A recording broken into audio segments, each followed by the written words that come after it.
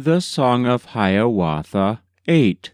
Hiawatha's Fishing by Henry Wadsworth Longfellow. Read by Frank Blissett.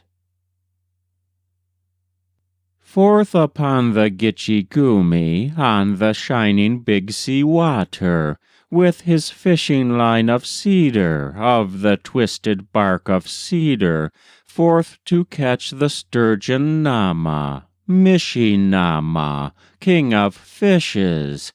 In his birch canoe exulting, all alone went Hiawatha.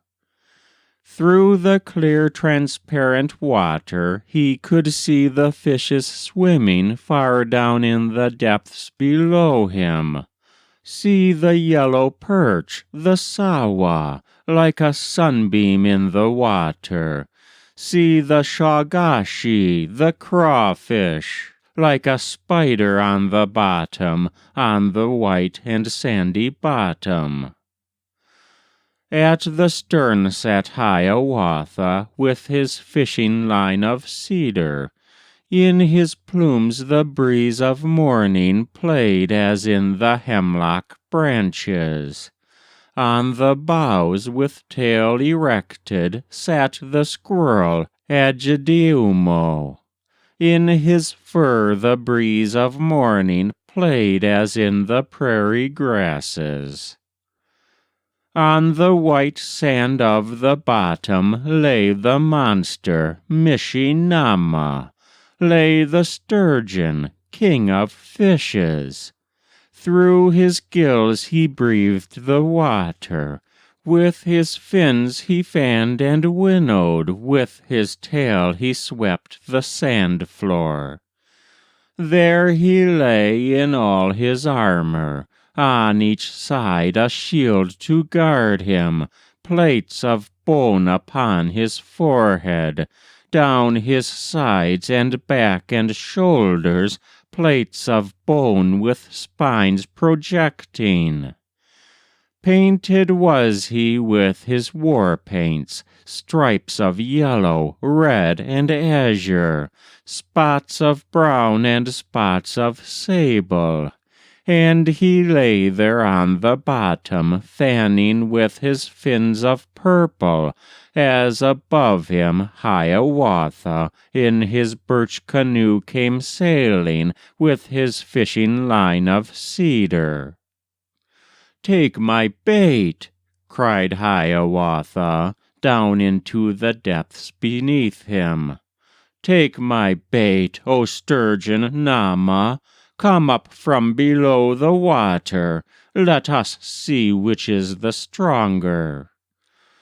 And he dropped his line of cedar through the clear, transparent water, waited vainly for an answer, long sat waiting for an answer, and repeating loud and louder, "Take my bait, O king of fishes!" Quiet lay the sturgeon Nahma, fanning slowly in the water, looking up at Hiawatha, listening to his call and clamor, his unnecessary tumult, till he wearied of the shouting. And he said to the Kanoza, to the pike, the Maskinoza, "Take the bait of this rude fellow, break the line of Hiawatha." In his fingers Hiawatha felt the loose line jerk and tighten. As he drew it in, it tugged so that the birch canoe stood endwise, like a birch log in the water, with the squirrel Ojibwe perched and frisking on the summit.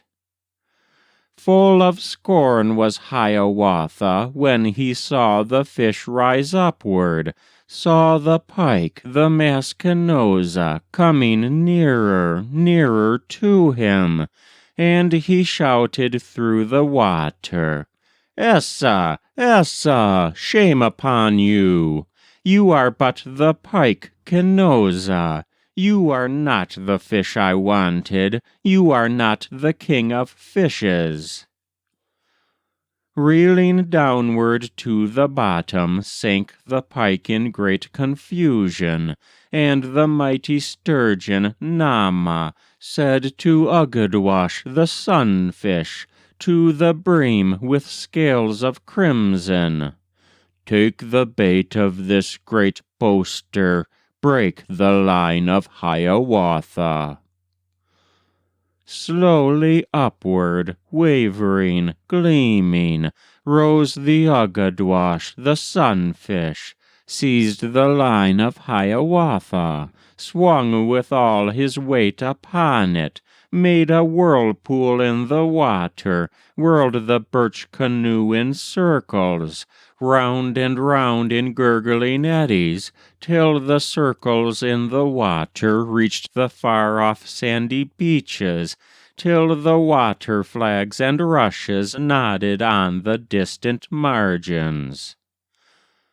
But when Hiawatha saw him slowly rising through the water, lifting up his disk refulgent, loud he shouted in derision, "Essa! Essa! Shame upon you!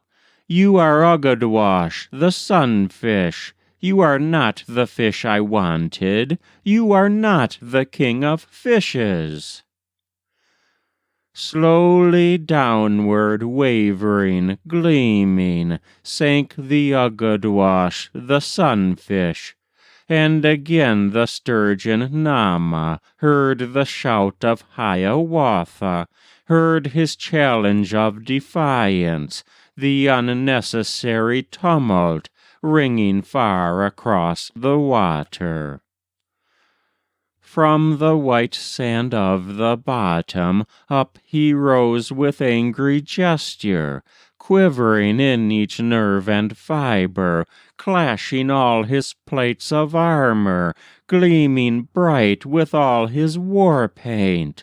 In his wrath he darted upward, flashing leaped into the sunshine, opened his great jaws and swallowed both canoe and Hiawatha. Down into that darksome cavern plunged the headlong Hiawatha, as a log on some black river shoots and plunges down the rapids, found himself in utter darkness, groped about in helpless wonder, till he felt a great heart beating, throbbing in that utter darkness. And he smote it in his anger with his fist, the heart of Nahma, felt the mighty king of fishes shudder through each nerve and fibre, heard the water gurgle round him as he leaped and staggered through it, sick at heart and faint and weary. Crosswise then did Hiawatha drag his birch canoe for safety, lest from out the jaws of Nahma, in the turmoil and confusion, forth he might be hurled and perish. And the squirrel, Agedeumo, frisked and chatted very gaily, toiled and tugged with Hiawatha till the labor was completed. Then said Hiawatha to him, "O my little friend, the squirrel, bravely have you toiled to help me. Take the thanks of Hiawatha, and the name which now he gives you. For hereafter and forever boys shall call you Agedeumo, tail in air the boys shall call you." And again the sturgeon Nahma gasped and quivered in the water, then was still, and drifted landward till he grated on the pebbles, till the listening Hiawatha heard him grate upon the margin, felt him strand upon the pebbles, knew that Nahma, king of fishes, lay their dead upon the margin. Then he heard a clang and flapping, as of many wings assembling, heard a screaming and confusion, as of birds of prey contending, saw a gleam of light above him shining through the ribs of Nahma, saw the glittering eyes of sea-gulls, of Kayashk the sea-gulls, peering, gazing at him through the opening, heard them saying to each other, "'Tis our brother, Hiawatha." And he shouted from below them, cried, exulting from the caverns, "O ye sea-gulls, O my brothers, I have slain the sturgeon Nahma. Make the rifts a little larger, with your claws the openings widen. Set me free from this dark prison, and henceforward and forever men shall speak of your achievements, calling you Kayashk the sea-gulls, yes, Kayashk the noble scratchers." And the wild and clamorous sea-gulls toiled with beak and claws together, made the rifts and openings wider in the mighty ribs of Nahma, and from peril and from prison, from the body of the sturgeon, from the peril of the water, they released my Hiawatha. He was standing near his wigwam on the margin of the water, and he called to old Nokomis, called and beckoned to Nokomis, pointed to the sturgeon Nahma, lying lifeless on the pebbles, with the sea-gulls feeding on him. "I have slain the Mishi Nahma, slain the king of fishes," said he. "Look, the sea-gulls feed upon him. Yes, my friends, Kayashk, the sea-gulls. Drive them not away, Nokomis. They have saved me from great peril in the body of the sturgeon. Wait until their meal is ended, till their craws are full with feasting, till they homeward fly at sunset to their nests among the marshes. Then bring all your pots and kettles, and make oil for us in winter."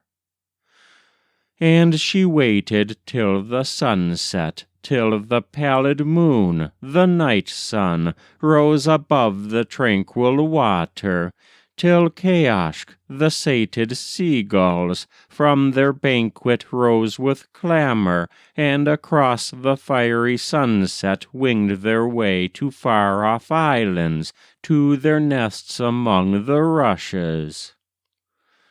To his sleep went Hiawatha, and Nokomis to her labor, toiling patient in the moonlight, till the sun and moon changed places, till the sky was red with sunrise, and Kayashk, the hungry sea-gulls, came back from the reedy islands, clamorous for their morning banquet.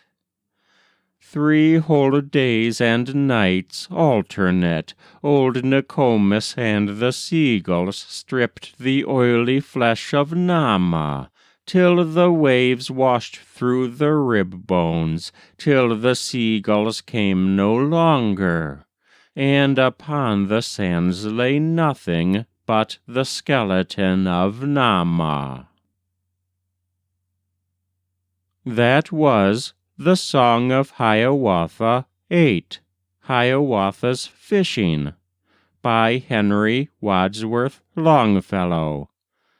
Read by Frank Blissett.